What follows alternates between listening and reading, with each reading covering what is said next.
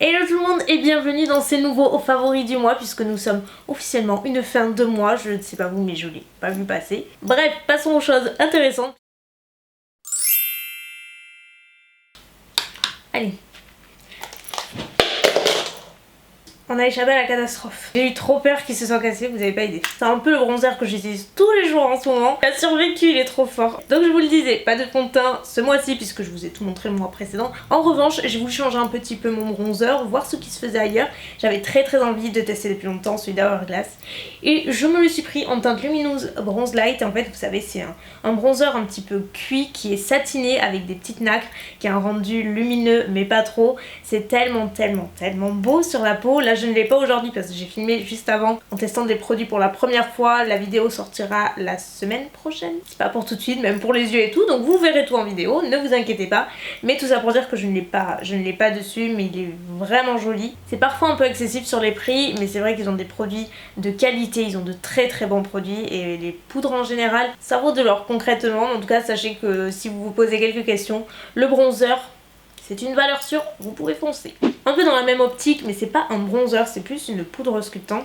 Je crois que je vous l'ai montré en vidéo. C'est de la marque Kevyn Aucoin. C'est hyper connu, ça fait des années que j'en entends parler et je sais pas pourquoi, j'ai jamais acheté. Me demandez pas pourquoi. Là, j'ai enfin sauté le pas, j'ai pris sur Biotibé. Puisque vous savez, moi j'utilise tout le temps, depuis plus d'1 an, la poudre Too Cool For School, le bronzer. Mais là, il se creuse à mort. Et c'est surtout que c'est plus imposant, donc à emporter, c'est pas le truc le plus pratique, mais je ne me vois pas ne pas utiliser de poudre sculptante. En fait, c'est juste, j'en mets tout le temps après le bronzer. Du coup là je me suis dit c'est parfait, c'est un tout petit format, c'est génial, c'est trop facile à emporter. La quantité est largement suffisante et la couleur est parfaite. C'est une couleur beaucoup plus froide que le bronzer que vous utilisez au quotidien parce qu'en fait moi je le place, vous voyez, à ce niveau là. Je l'ai aujourd'hui par contre. Je l'utilise également pour tout ce qui est contouring du nez, très pigmenté, en même temps très facile à travailler, pas besoin de le travailler très longtemps. Vous pouvez pas vous tromper en fait et c'est assez multi-usage. Je crois qu'il existe en 3 teintes, moi j'ai la médium. Passons aux highlighters, j'en ai 2 à vous présenter. Le premier c'est un duo de la marque Pixi et vous avez une teinte un petit peu plus champagne alors que l'autre est beaucoup plus rosé. C'est très joli. Je l'ai aussi aujourd'hui, j'ai fait un mix en fait. Habituellement je mixe les deux teintes, comme ça j'ai un peu ma teinte parfaite en faisant ainsi et je trouve ça très beau. C'est un highlight qui se voit énormément, il faut pas avoir peur, vous voyez, je vais vous swatcher les deux. Les deux mélangés, je trouve que ça fait un glow très beau. Oui. Mais oui Mimi.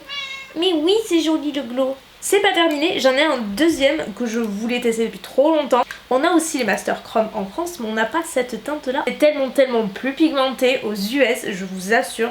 C'est hyper crémeux et très intense. Et franchement, il n'y a pas photo quoi, regardez-moi ça.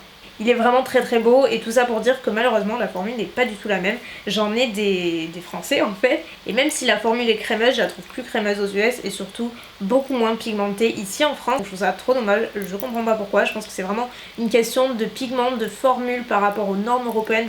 Ça peut être que ça parce que franchement la différence est flagrante. Enfin, dites-moi si vous avez essayé parce que je ne suis pas la seule, rassurez-moi. Côté palette, il y en a 2 qui se sont assez démarquées par rapport aux autres ce mois-ci. Alors celle-ci, ça fait super longtemps que j'ai. Je vous l'avais montré dans un vlog, j'avais commandé via Shipito l'été dernier et je l'avais rangée et j'avoue, j'avais un petit peu oublié. Et j'ai fait du tri il n'y a pas très longtemps, du coup j'ai ressorti et je l'ai utilisé une bonne partie du mois. Je la trouve géniale. C'est Sephora Pro, mais pareil, ça n'existe pas en France malheureusement. Donc ils en ont plusieurs. Moi j'avais pris la Warm. Laissez-moi vous dire que la palette pèse, mais c'est impressionnant comme elle est lourde. C'est assez quali. Et voilà, moi j'avais pris celle-ci, ma palette de teintes, que des tons chauds. C'est beaucoup de fards mat. Il y a quelques fards satinés, mais un peu moins, c'est beaucoup de mat. Et ils sont hyper pigmentés. Le seul fard qui n'est pas du tout pigmenté à mon sens, et c'est vraiment même la blague de la palette, c'est ce fard là. Il est très joli comme ça, mais en fait en swatch, il n'y a rien. C'est très poudreux et il n'y a pas de couleur. Il n'y a aucune base colorée. C'est le fard inutile.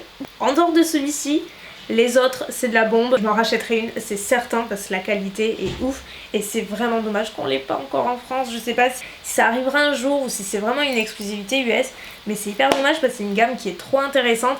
Elle est assez chère, moi je me souviens que j'avais payé une 50aine, une 60aine d'euros. mais la qualité est quand même excellente. Donc autre palette que j'ai beaucoup aimé utiliser ce mois-ci, c'est chez Makeup Revolution. Je vous en avais parlé dans ma revue Makeup Revolution que j'ai fait ce mois-ci. Si vous ne l'avez pas vu, je vous la mettrai en barre d'infos. Je teste le pire et le meilleur de la marque. Je lui ai fait la misère, franchement. J'ai testé tous les fards quasiment. Déjà les mats sont bien pigmentés, faciles à utiliser, les couleurs sont tellement jolies. Et je sais que vous vouliez absolument avoir mon retour sur les gros fards qui sont les plus intéressants. Ce sont des fards un petit peu foiled, qui sont ultra satinés, pigmentés, crémeux, vraiment une folie. C'est ceux-là que j'avais pas testé en vidéo et oh mon dieu, quelle bêtise, parce qu'ils sont divins. Je vais vous montrer swatcher. C'est franchement, j'ai plus trop de place, mais c'est pas grave. Ils sont trop beaux en fait, c'est un fini vraiment métallisé, satiné. Ils ne font pas de chute. Je crois qu'elle existe en d'autres teintes. Il me semble qu'elle est déclinée en une version un petit peu plus rose, mais moi celle-ci définitivement je ne regrette pas. Elle est géniale et apparemment c'est une nouvelle collection, donc c'est tout nouveau. Côté rouge à lèvres, préparez-vous, j'en ai quelques-uns. C'est essentiellement du nude. Ah oui, petite parenthèse, si vous entendez toujours, je sais que c'est hyper embêtant, usant, tout ce que vous voulez, il y a un bruit de soufflerie. Dans mes vidéos quand je filme ici, en fait, le retour écran est lié à mon ordi et en fait ça demande tellement de puissance qui ventile à mort et c'est ça que vous entendez. J'ai pas encore trouvé le moyen technique pour m'en débarrasser, j'ai commandé 3 trucs différents, ça n'a pas marché, je sais vraiment plus quoi faire, ça me saoule, vous n'avez pas idée. Là j'ai potentiellement une autre piste, c'est pas encore arrivé, donc en attendant je suis désolée, mais promis je vais y arriver, on va s'en débarrasser. Allez, on en revient à nos moutons. Je vous disais côté lèvres, c'est essentiellement du nude. Alors le premier que j'ai pas mal porté ce mois-ci, c'est de chez KKW. Je l'avais depuis quelques temps et j'avais jamais trop porté. Pareil, j'ai fait le truc, j'ai ressorti les trucs. C'est la teinte classique K, c'est une teinte pêche beige. Très très mignonne. Alors celle-ci par contre je ne l'utilise jamais seule parce que sinon sur ma carnation, en fait c'est hyper joli. Ce que je fais c'est que j'applique le rouge à lèvres Yash de MAC entièrement. Et au centre je tapote avec cette teinte là et j'adore le dégradé, c'est super beau. C'est très souvent le combo que je fais mais rarement tout seul en fait. Un autre rouge à lèvres un petit peu dans le même esprit mais pas complètement. C'est Makeup Revolution qui fait ça je crois. C'est la teinte Inclination et en fait c'est un rouge à lèvres alors mat.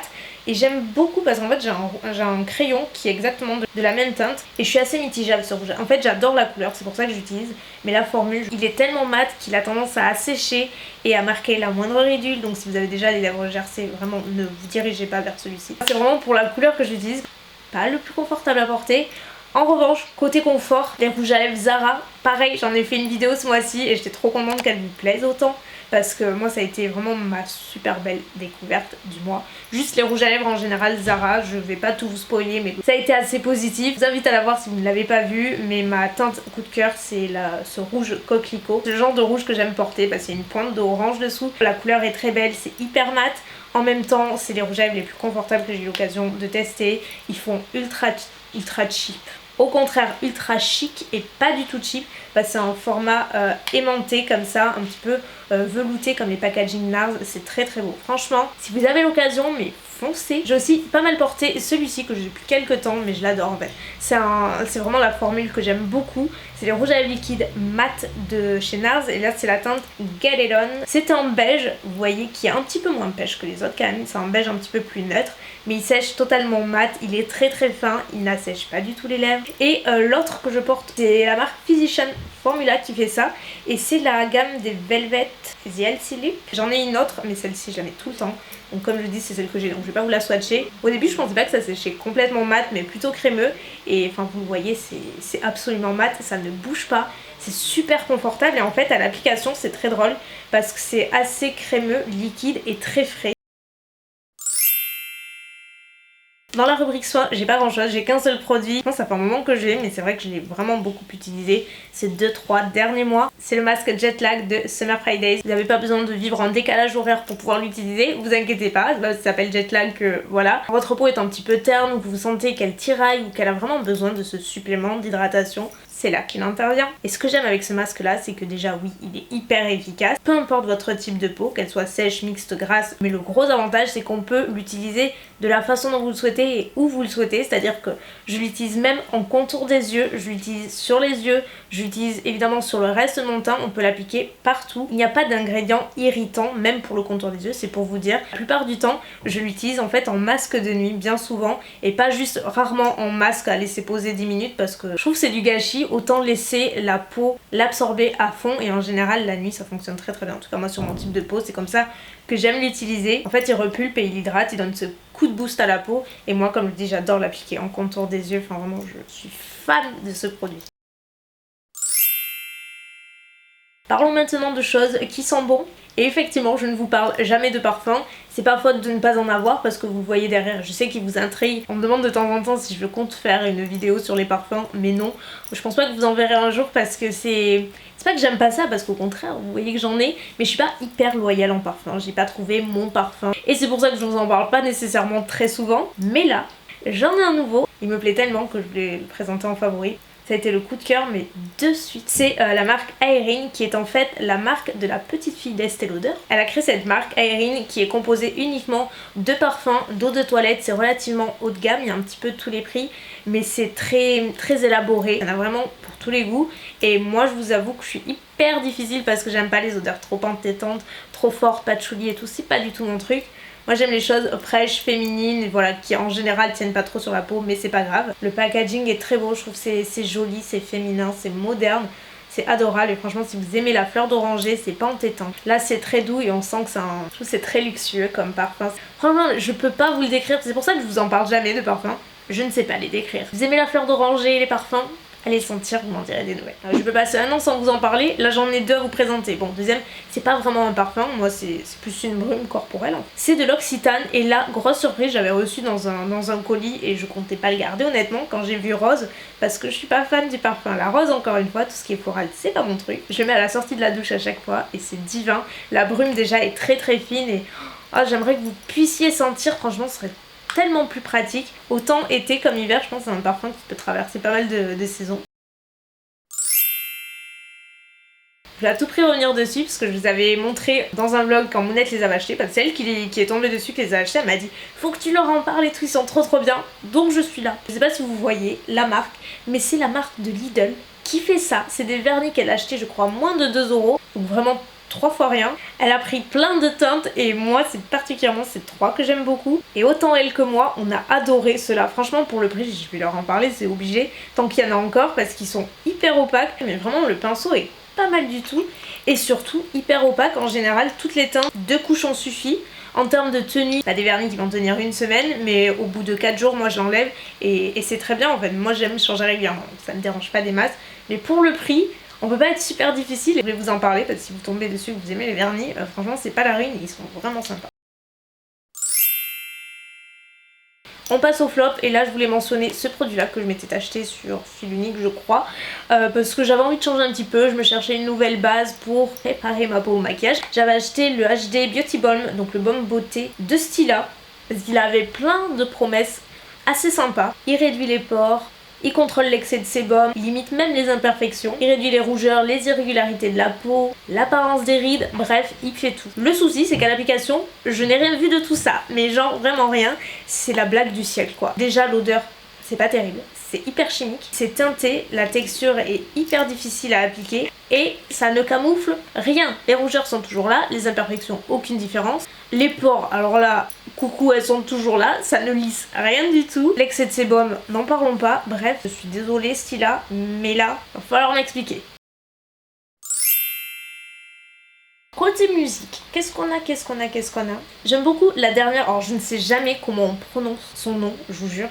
Bébé Ré quelque chose. Je me sens toujours super bête à chaque fois que je lis son nom parce que je sais pas le prononcer.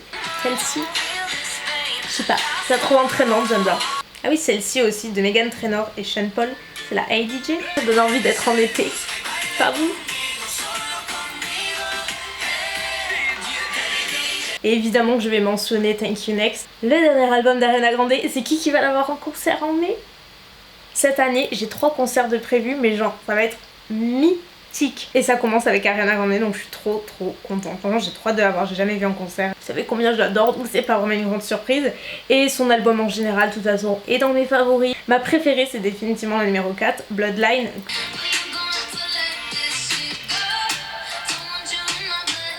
Seven Wings, évidemment. Mais bon, celle-ci, on l'entend partout, mais j'en suis toujours pas vaccinée.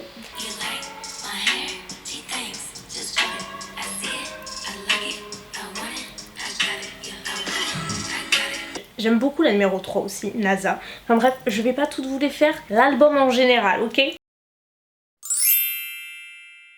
Et la dernière partie, pas de série ou de film ce mois-ci puisque je vous ai tout présenté le mois dernier. Donc je mets un bouquin à la place que j'ai beaucoup aimé et que je voulais vous parler le mois dernier. J'ai pas eu le temps, donc ça tombe très bien. Je sais que je vous en parle beaucoup moins, mais j'ai pas beaucoup de coups de cœur en termes de livres depuis longtemps. Si vous avez des bons bouquins à me conseiller par contre, je serais très preneuse parce que là j'ai l'impression d'enchaîner pas les navets mais les lectures un peu sans intérêt, vous voyez. Et c'est hyper frustrant. Il y en a un que j'ai beaucoup aimé qui s'appelle Close Protection. Je l'ai pas en physique puisque je lis tout le temps sur ma Kindle. Quand on lit le synopsis, on s'attend à quelque chose d'assez bateau et tout, romantique, classique, mais pas du tout, et c'est ce que j'ai aimé justement dans ce livre, qui a sans arrêt des rebondissements sympa comme lecture. En fait c'était l'histoire de Lily Rose. En fait elle va être témoin d'un crime sur le parking. Après avoir assisté au meurtre, elle va devenir évidemment un témoin clé, parce qu'elle réussit à s'échapper, etc.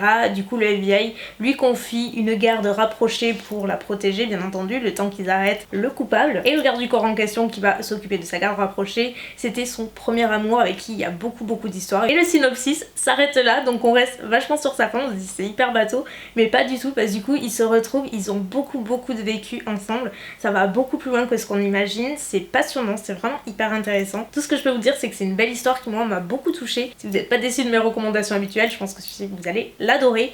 Donc voilà ma team chouchou pour ces favoris du mois. J'espère en tout cas que ça vous aura plu, n'hésitez pas à me dire quels sont les vôtres en ce moment, si vous avez des recommandations, toutes catégories confondues, je suis preneuse. Sur ce, moi je vais vous laisser, je vous fais de gros bisous et je vous dis à très bientôt. Bye.